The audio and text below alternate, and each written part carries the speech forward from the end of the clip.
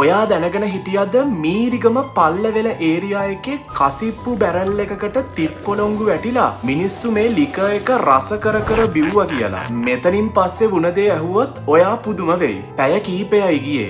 මුළු ගමම මල ගෙදරක් වුණා. 11 දෙනෙක් එක පාරටම නැති වුණේ අමුතුම විදිහට.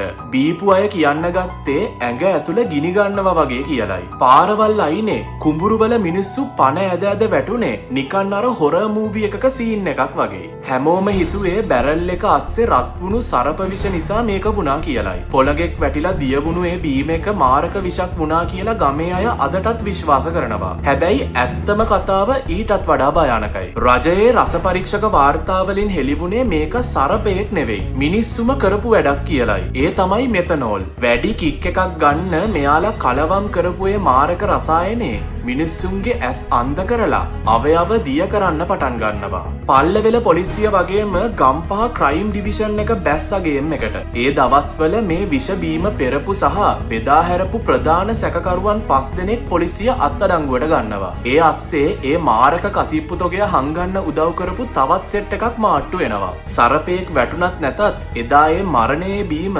පල්ලෙවලින්